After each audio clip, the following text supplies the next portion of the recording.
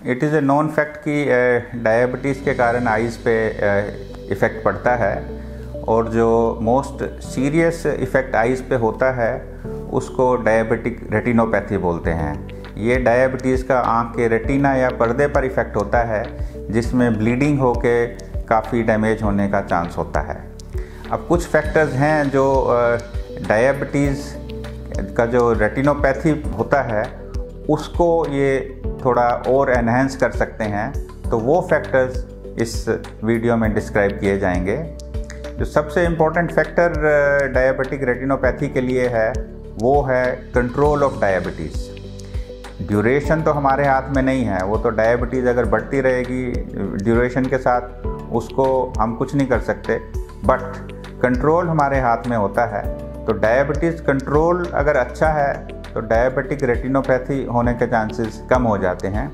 इसके साथ साथ प्रॉपर डाइट और वेट कंट्रोल और रेगुलर डायबिटिक मेडिकेशंस वो भी इम्पॉर्टेंट हैं।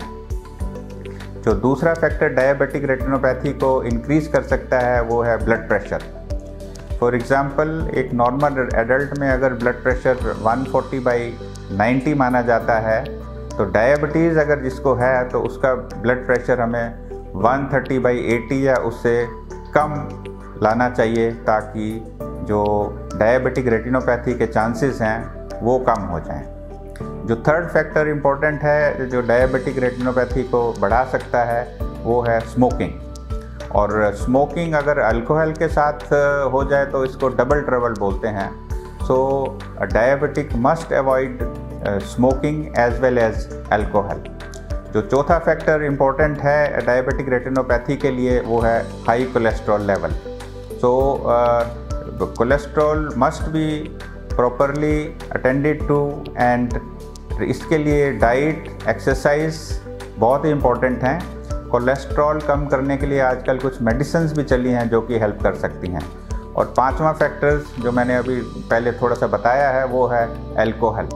अल्कोहल से भी डायबिटिक रेटिनोपैथी के चांसेस बढ़ जाते हैं और अगर स्मोकिंग और अल्कोहल दोनों इकट्ठे हो जाएं तो इसको डबल ट्रबल माना जाता है। इसका इफ़ेक्ट और भी बढ़ जाता है रेटिनोपैथी पर। सो इन शॉर्ट जो डायबिटिक रेटिनोपैथी है इसके लिए आपको डायबिटीज़ और ब्लड प्रेशर दोनों कंट्रोल करने हैं, साथ साथ कोलेस्ट्रॉल को भी ध्यान देना है और diabetic must avoid smoking as well as alcohol ताकि आपकी आइज़ जो हैं वो प्रोटेक्टेड रहें। Thank you for watching my video.